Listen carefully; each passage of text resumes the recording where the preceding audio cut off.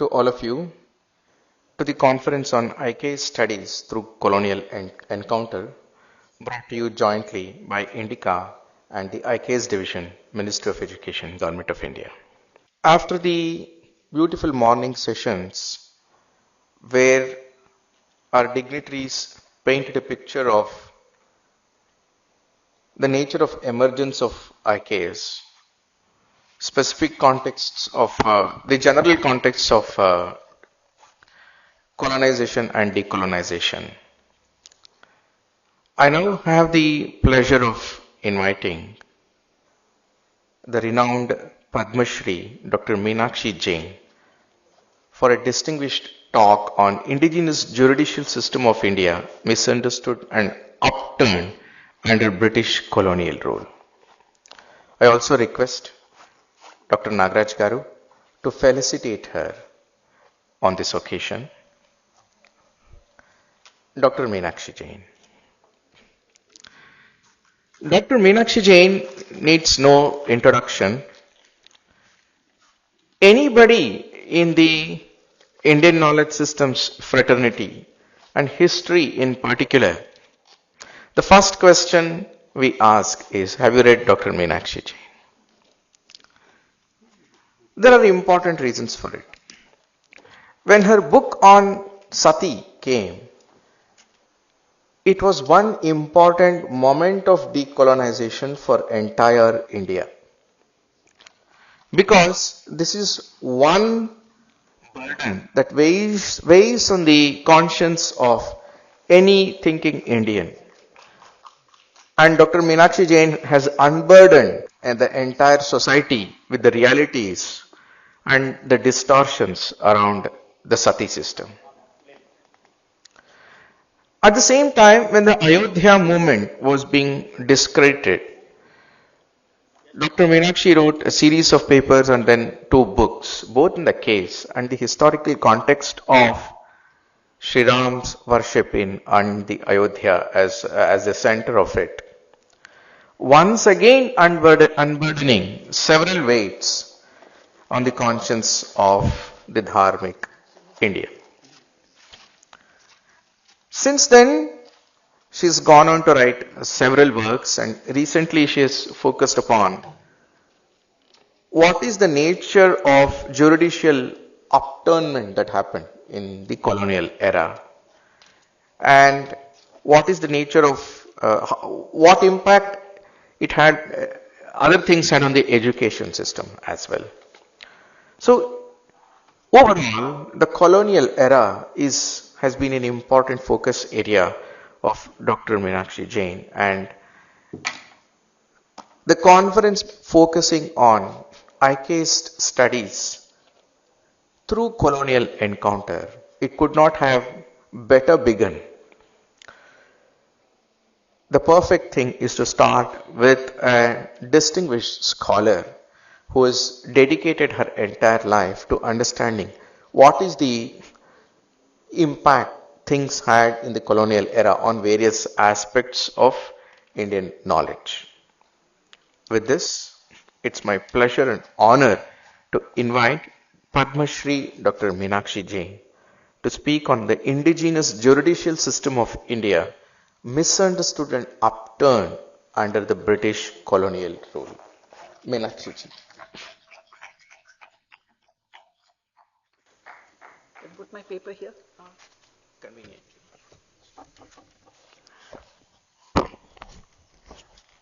Namaskar.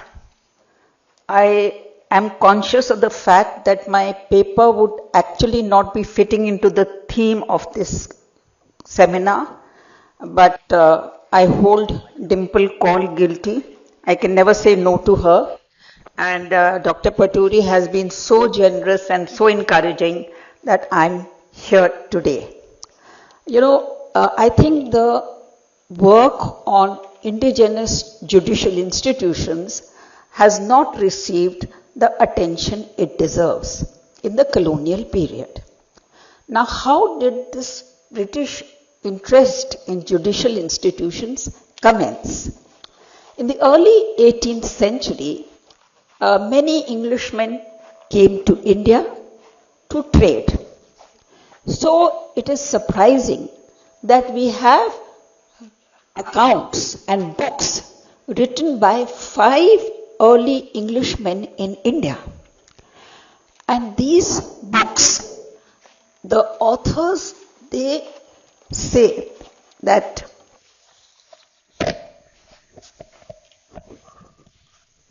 is it all right now?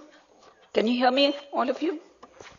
So these authors, they express amazement that 1000 years of Tartar rule, that is the term they use, that 1000 years of Tartar rule could not make the Gentus, that is the Hindus, give up their systems.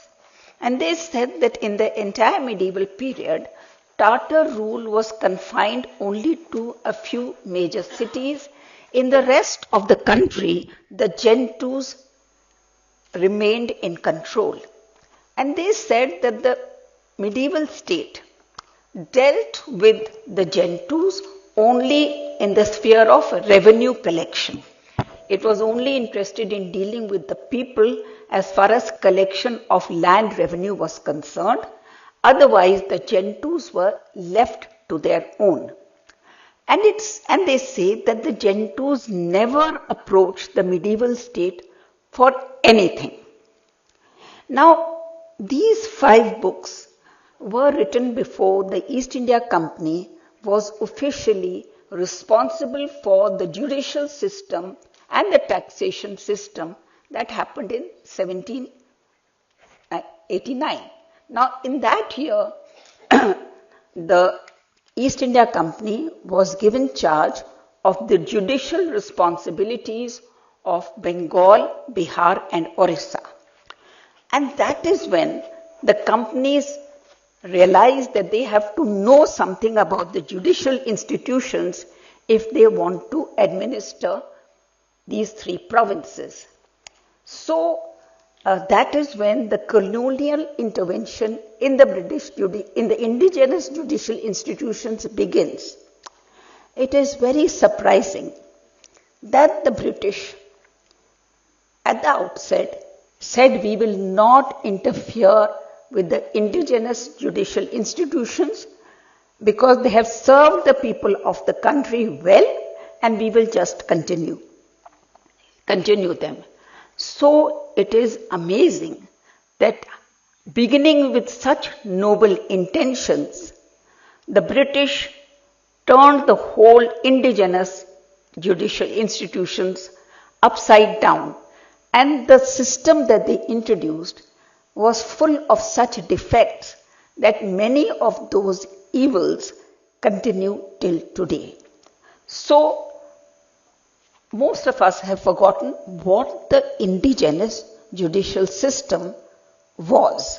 So I think, at least for me when I began this study, it was important for me to know what was the indigenous judicial system. And I found that the indigenous judicial systems, they were from the beginning connected to Dharma. Dharma was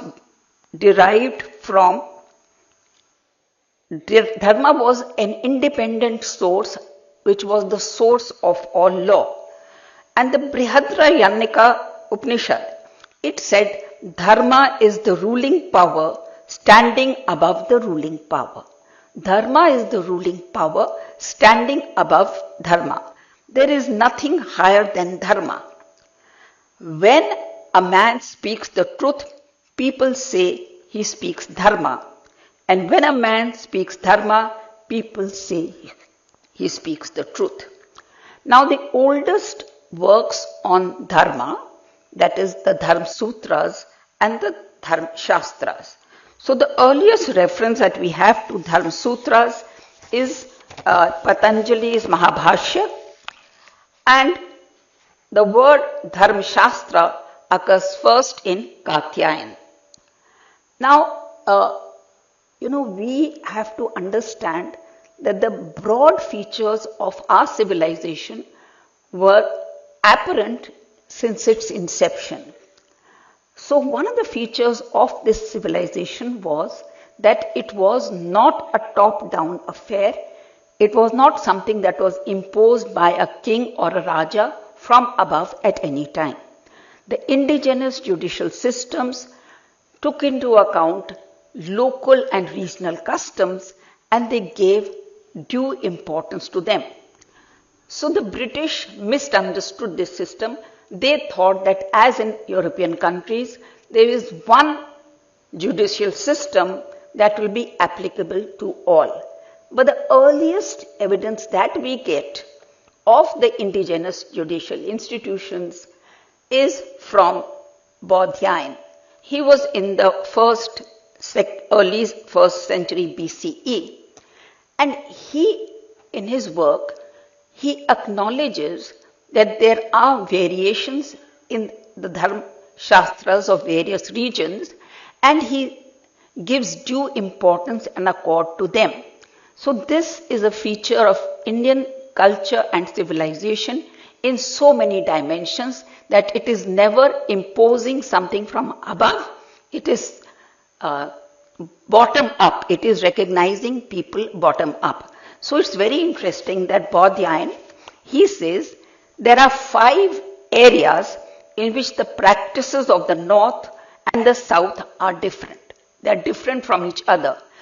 He is talking in the 1st, 2nd century, and he says that the practices in 5 areas, the practices of the north and south are different, which means that right from the beginning, Indian civilization and Indian culture accorded due importance to the customs of particular regions. Unlike the British, who tried to impose one uniform rule and law on us, this was not the case in traditional India. And what does Bodh say? He says there are 5 things which are different from the north and the south. What are the differences? They are eating in the company of uninitiated person, eating in the company of one's wife, eating stale food, and marrying the daughter of the mother's brother or father's sister. Now these customs that Bodh is talking about in the 1st, 2nd century, we see that those customs and practices have continued unchanged over the millennium. So this not only speaks of the continuity of our civilization, it is also important that no attempt was made either from the north or from anywhere else to impose northern customs on the south or vice versa, southern customs on the north. So this is a very, very important feature of our civilization which the British did not understand and which they tried to upturn. There is another lawgiver, Apastham. He says there is another practice of the northerners that in the time of Shraddh, the custom of the northerners is to pour into the hands of the Brahmins when they are seated on their seats. So, these are minute customs which these people are noting and recording more than 2000 years ago. And it speaks of the continuity of our civilization, that those customs have continued till today. Now, the British thought, or rather we thought, that Dharma Sutras are the ultimate authority on Dharma. And it was believed, and the British also believed, that the Dharma Shastras derived their authority from Vedic literature, and the injunctions were binding on all. The Dharma Shastras themselves claim that they derived their authority from the Vedas. But in reality, Dharma of the Dharma Shastras reflected the actual practices of local groups. Apastham said that one could learn the aspects of Dharma from the Shudras. He said, the knowledge which the Shudras and women possess is the completion of all study. So these early expressions of embracing the customs and views of all sections of society, including Shudras and women. We find ample references to it in the early ancient literature. Now, the Dharma Shastras, they recorded community customs that prevailed in different regions and communities. And these customs and practices that prevailed in different parts of the country were regarded as constituting dharma.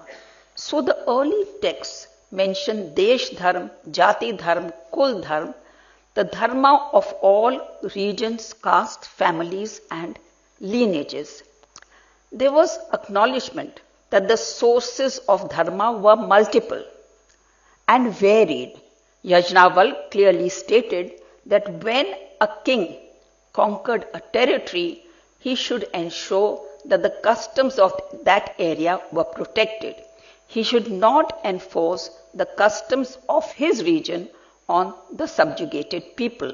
And other lawgivers, Katyayan, Brihaspati, Manu, Narad, they all said that the king was duty bound to respect the practices of the region that he conquered. He should not impose his customs of his own region on the communities that he conquered.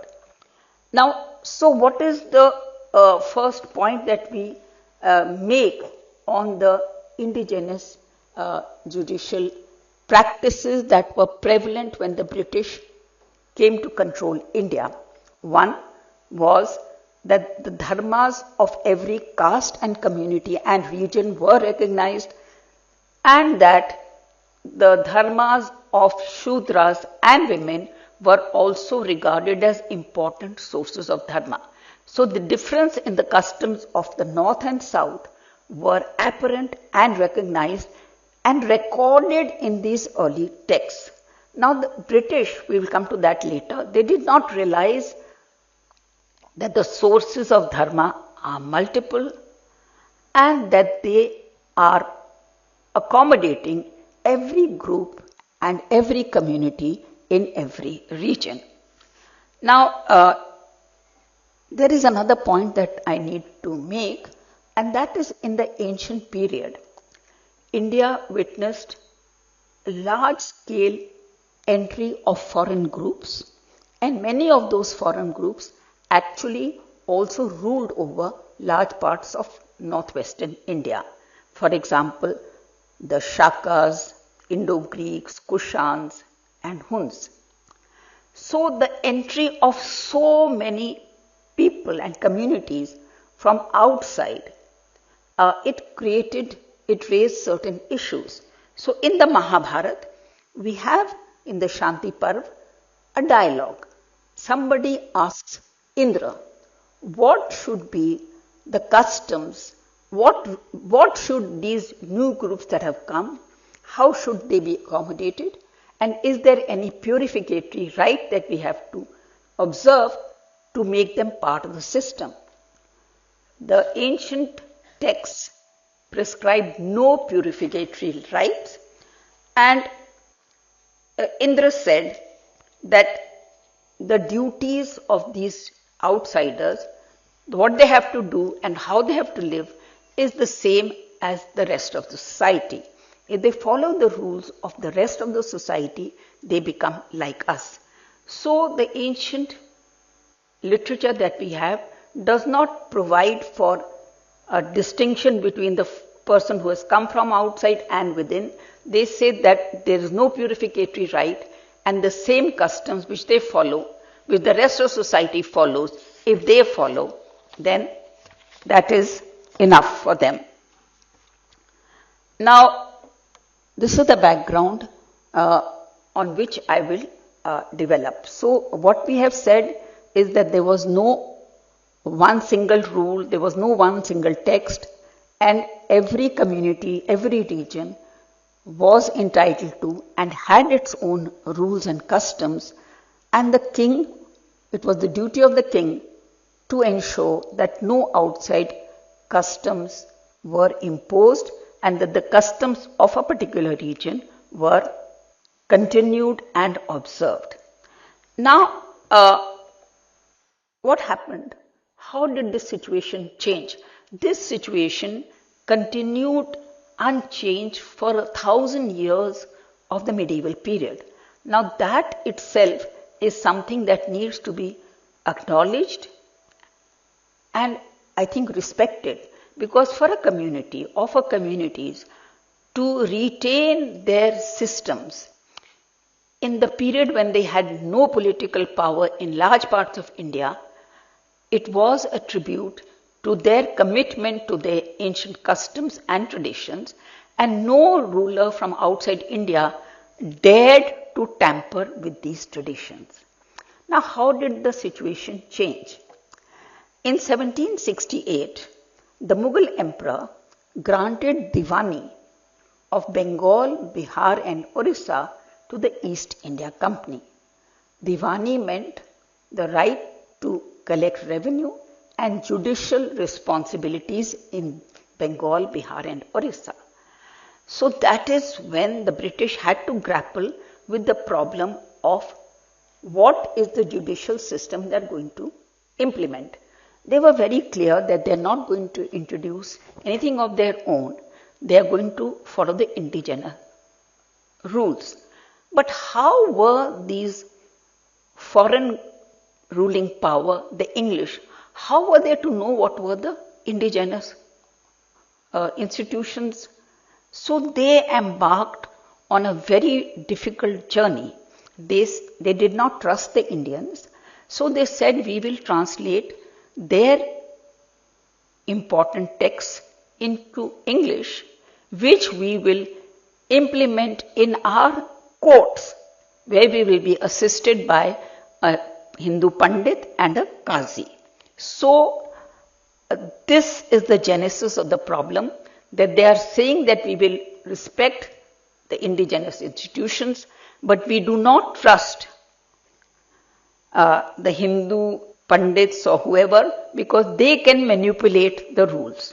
So we will get their books, their texts translated into English, which we will implement in the courts, where we will be assisted by a Brahmin and a Qazi.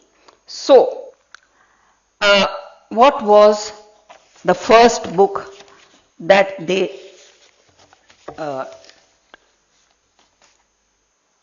got translated? It is called A Code of Gentoo Laws.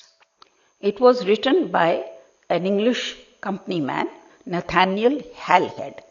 Now, when the Englishmen said we will translate Indian books into English, they did not know which books. So they arbitrarily picked up books and they asked this Nathaniel Halhed to translate it into English. So he said, what am I supposed to translate into English? So they called 11 Brahmins to Fort William and they said, you prepare a compilation of the books which are in use in Bengal. So the 11 Pandits, they recorded their views in Bengali, and a Muslim translated into Persian, and from that Persian, Halhed translated into English. So you can imagine a translation which is done 3 times, because Halhed knew Persian. So a translation which is done 3 times, first into Bengali, then into Persian, and then into English. You can imagine how riddled with imperfections it would have been. That is one part of the problem. Now, the English, they had some other problems. You know, they believed in uniformity. So they said that whatever law we are going to translate, irrespective of north or south, east or west, that law has to be implemented all over the country. That was one problem, because as we said, India did not have a tradition of one uniform law being applied by central power all over the country. The tradition was each region will have its own laws and customs. The king is told that don't impose laws which are outside the region. So this was the tradition. The other problem was, because the British, they were very uncomfortable with the fluidity of Indian civilization. They wanted everything to be fixed and rigid, and law was no exception. They said, the second problem they had was, they said, when we decide cases, we will go by precedents. Like in England, the court went by precedent. What is the judgment on a particular case in the past? In India, it was not like that.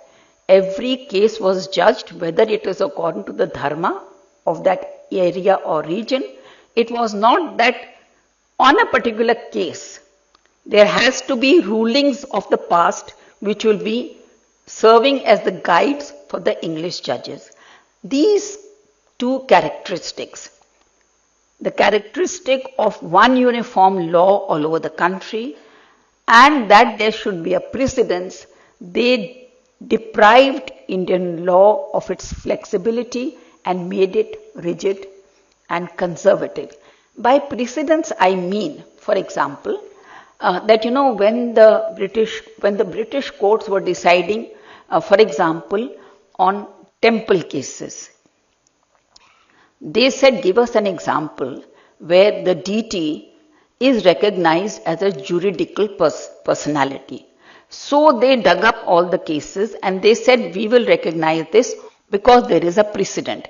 But in India, we had no concept of precedence. It was according to each case was an individual case, dealt with as an individual case, depending on the area and region. So the problem with the British system was that it reduced a flexible case and made it a rigid case. There were 4-5 translations that the early Englishmen did, and they created problems which confront us till today. So the first was a code of Gentoo laws. I told you it was translated to Bengali into Persian, and then into English. All the imperfections and errors which had have gone into thrice translating a work, you can imagine. Then the next book that the Englishmen ordered to be translated was Manusmriti. Now Manusmriti was one of the texts in India. It was never the paramount text. Even now, we've got it in our head that Manusmriti was the most important text. And if you go to TV debates, they say that, Manusmriti says this. But when was the Manusmriti enforced is the question. So the second was Manusmriti, which was translated into English by William Jones. And that translation by William Jones gave Manusmriti a stature which it never had before. The third was a digest of Hindu laws on contracts. And the fourth was 2 treatises on Hindu law of inheritance. So, this last work was done by H.T. Colebrook. He was a very important scholar in the East India Company.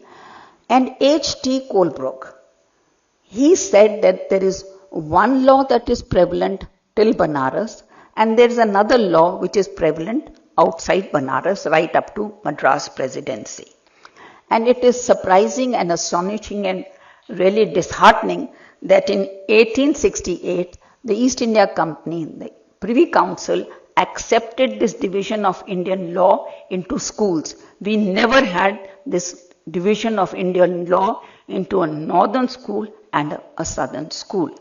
Now, the translation of these books was very, very important because it created a complete division and uproar in Madras Presidency. A whole lot of company officials in Madras Presidency beginning with Ellis, continuing with Nelson and so many others, they said that this whole enterprise of the Bengal East India Company officials is an attempt to undermine the laws of the Madras region and to impose Bengal school of laws into the Tamil area. So, this venture by the East India Company, apart from other problems that it created such a massive north-south divide with the Madras presidency up in arms against the Bengal presidency. Now, this kind of division and this hatred between two communities and two regions had never happened in India before. After all, Bengal and Madras had been parts of India right from the beginning. So there was never any, we don't hear of any debates between the Bengal school and the Madras school. So they created divisions, they created artificial divisions, animosities, etc. Now, one thing that I want to bring to your notice is that very few epigraphic evidence that we have. There are very few inscriptions that we have found in Indian history which cite a Dharma Shastra. The only exception was the Nellore inscription in South India. Most often inscriptions only mentioned local custom achar. So the inscriptions also attest to the fact that it was the local custom that had primacy and was given importance and not a legal text. And there is this charter of Vishnu Sena which mentioned 72 customs, local customs that were current in Western India in the 6th century. So, what do we say till here? We say that the indigenous judicial discourse was a discourse which was open to all communities, which which allowed even foreigners, foreign rulers to accept the ways of the people of the subcontinent and become assimilated with them. The system was elastic, it went on evolving, there was no attempt to look for precedents, each case was judged in its entirety. Now, it is ironical that after creating these 6 important treatises, the British company officials are posted in the different regions of India. And they are totally astonished by what they see in their regions. So, when they go to their regions as district collectors, they are amazed at the way justice is dispensed in the region. The first account that we have is by Major Leith. He said that he tells the English audience that the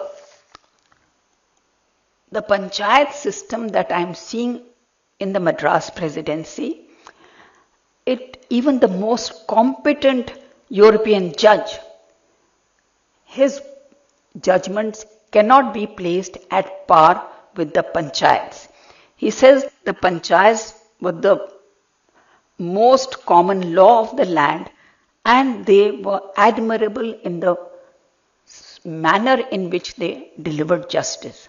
So this is a dichotomy. The English officials of the East India Company stationed in Bengal are preparing these rigid texts which have no relationship to the actual practice of judicial institutions in the country, and those very British officials, when they are sent to various parts of India to administer justice, they find a totally different system at work in the villages and districts where they are posted.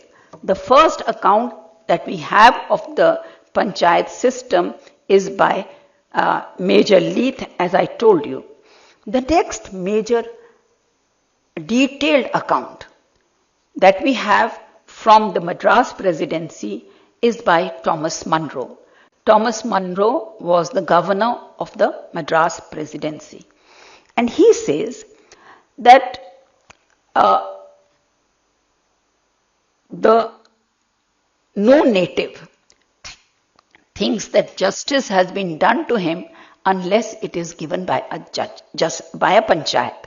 So he says for the natives of India, the most authentic and the most reliable source of justice is the panchayat, and no native who is given justice from our courts thinks he has got justice.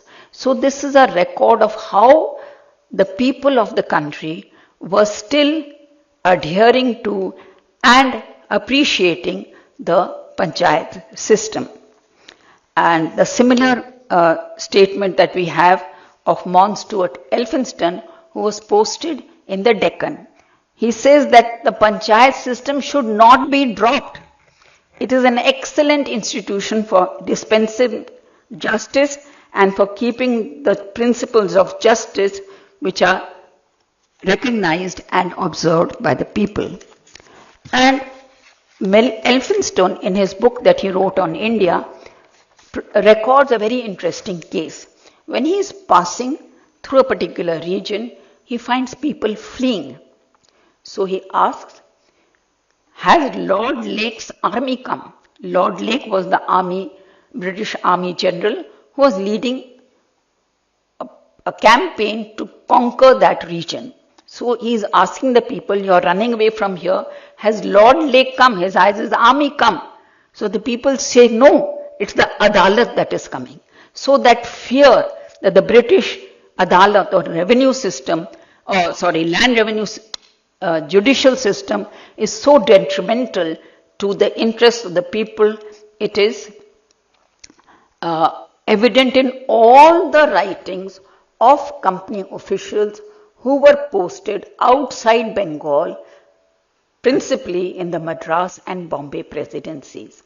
So people sitting in Bengal are composing or translating these texts which are rigid, which have nothing to do with the actual practice of the country, and Englishmen posted in important positions in Madras and Bombay presidencies say that the panchayat system is the only system that is acceptable to the people, and no native thinks that justice has been done unless it has been delivered by the panchayat. And they say that only those people go to the English courts who don't have a strong case, because they know that they can bribe and manipulate the English courts to give wrong verdicts which cannot be done in the panchayat system. So then, in view of all these reports that are coming, in 1813, the East India Company did appoint a commission, and they asked people from all over the country to come and depose before the commission and tell them what are the state of things in their area. And Sir John Strachey, he says that things have gone from worse to worse. The channels of justice are choked and the judges are overwhelmed with business. They don't know how to give justice. And he points out that to keep the number of cases that are coming to the British courts, the British impose heavy fines to deter people from approaching the courts for justice. And he says that, it is high time the British left the judicial system to Indians who know the system, who know the laws of the land, and the appointment of native judges will also reduce the costs for the British administrators, because the British administrators are also concerned at the high cost of administration, and they wanted to reduce the cost of administration. And he said European supervision is not required, and the first thing that the company should do if it wants to continue for long in India is to withdraw from the judicial system completely and hand it over to to the Indians. Now he gives the example that because there is no the justice system, the English don't understand it, the judges don't understand it, so the courts are clogged. And that's another problem which we face even today. Even the courts clogged remains a problem with us. And then he says that the jails are overcrowded because the English judges are not able to settle cases because they don't know the language. They take very long time. And he gives the example of 24 parganas. He says 209 prisoners were kept in confinement on suspicion. They were kept in confinement on suspicion, some for as long as 5 months, even without being examined by the magistrate. At Arwal, 62 people were arrested on suspicion of robbery, 9 of whom died in jail, and none was convicted on trial. So this is the British judicial system that they introduced, and unfortunately, I don't think we have been able to get rid of this colonial system. He says that at Dongyan, 84 people were arrested for theft, of whom only 2 were found guilty by a judge. At Madanpur, 192 persons were arrested for burglary, 46 were detained in irons for over a year, 3 died, and the rest were proved innocent on trial and acquitted. So, there are so many examples that he is giving. These are, jail documents that he is citing of one province of the East India Company, that is Bengal, and not the whole of Bengal, a part of Bengal. So, the judicial system that the British introduced is responsible for making the system rigid, concerned with precedents, and overcrowding in jails. And this is the company officials that were posted in the presidencies.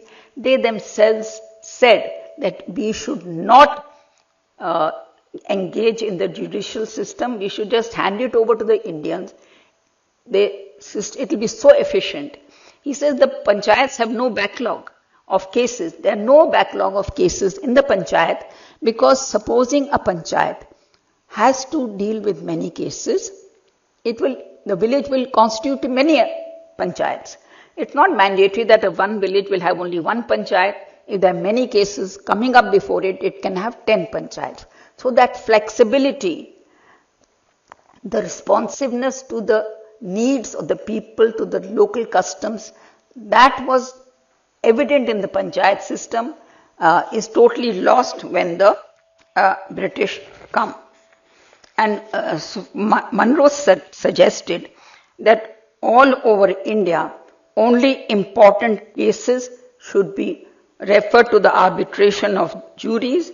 All petty cases should be decided by the heads of the villages. And he says that 130,000 cases were pending in Bengal. So this is in 1813 when the judicial process of the British has just come into being. So in one province of Bengal, 180,000 cases are in arrears. Now I want to close with an account written by George Wyatt. He was deputy collector and magistrate of Banaras from 1839 to 1852. He wrote about the functioning of the courts and the collector's office. He wanted to point out the weaknesses of the police and revenue systems and the lower courts of justice, which were known all over the country. He says, on the basis of 21 years of experience in different departments, he said that when a person went to a thana with his case, he had to first bribe the officials and they had to settle among themselves how much money he would pay. So for every case that went to a thana, first the thana officials with that person would decide how much they have to pay for the transaction of that case. And then he says that, in every case a bargain is driven, and anything that the thana officials can extract from that poor person who has come, they extract. And it describes what they extract. And the last point that he makes is that there were two types of judges. In the courts, there were two types of judges in the British courts. Who were they? The first type were those who listened to their native staff. That was the first type. And the second type of judges were those who decided. The second type of judges were the impartial judges. The first decide on the basis of what their native officers told them. The second type were impartial judges. And these impartial judges, how did they decide cases? They decided cases by counting the number of flies on the fan. So if the flies on the fan were odd, then the judgment went one way, and if the flies on the fan were even, then the judgment went another way.